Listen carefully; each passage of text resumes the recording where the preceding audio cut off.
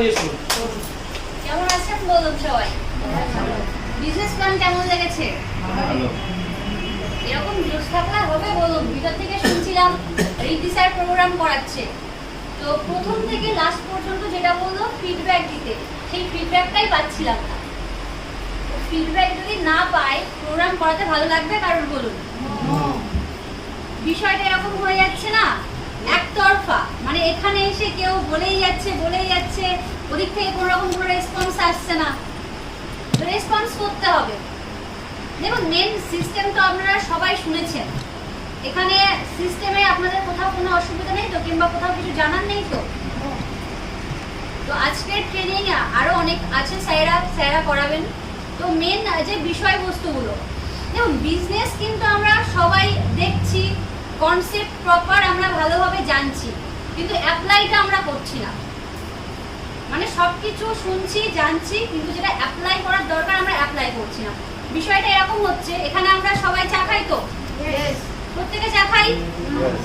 চা কিভাবে বানাতে হয় প্রসেস কয়জন জানে? কিভাবে বানাতে হয় প্রসেস কয়জন জানে? আচ্ছা, প্রসেসও কম বেশি সবাই জানে, কিন্তু যেরকম হয় না টেস্টি চা, একদম যেরকম রেস্টুরেন্টের মতন টেস্টি চা, এরকম এই চাটা বানাতে কয়জন জানে? মানে টেস্টি যে চাটা হয় সেই চাটা বানাতে কয়জন জানে? এবারে একজন, একটা হাত উঠছে, মানে একজন। চা সবাই খাচ্ছে, প্রসেস সবাই জানে, কিন্তু সুস্বাদু চা যেটা হয় সেটা বানাতে একজন জানে। এটা কেন হচ্ছে? আমাদের সিস্টেমটাও সেরকমই হচ্ছে। বিজনেস প্ল্যান সবাই জানে, কনসেপ্ট পুরোপুরিভাবে ক্লিয়ার, কিন্তু এই যে বিষয়টা প্রপার ভালোভাবে যে কাউকে প্ল্যানটা দেওয়া কিংবা প্রপার কাজ করা, সেই বিষয়টা হচ্ছে না। তার জন্যই আমাদের কাজ কিন্তু একদম কমে যাচ্ছে। তো ওটা করলে হবে না। আপনি যেটা শিখছেন এখান থেকে, আপনি যেটা জানছেন, আপনার ডাউন লাইনকে প্রপার সেই বিষয়গুলো জানাতে হবে। তো জানাবেন তো? নিজের সঙ্গে সঙ্গে দেখুন, আমাদের এই যে বিজনেসটা আছে টোটালি কি কপি পেস্ট বিজনেস। মানে আপনি নিজে যেটা শিখছেন আপনার ডাউন লাইনকেও সেম একই শেখাতে হবে। আমরা কি সেটা শেখাচ্ছি?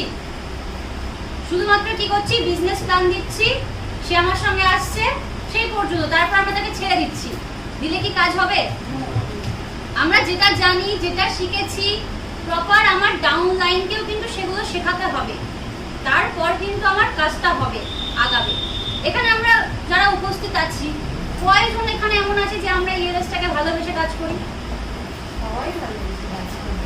দেখুন, সবাই কাজটা যদি ভালোবেসে করে তাহলে কিন্তু সাকসেসফুল হবে।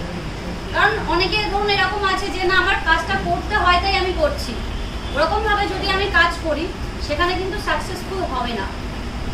কারণ দেখা যাচ্ছে আপনি ধরুন ইএলএসে এমন একটা মোটিভ নিয়ে কাজ করছেন যে না, আমাকে টাকা ইনকাম করতে হবে, আপনি ধরুন টাকার পিছনে দৌড়াচ্ছেন, সেখানে কিন্তু সাকসেস হবে না।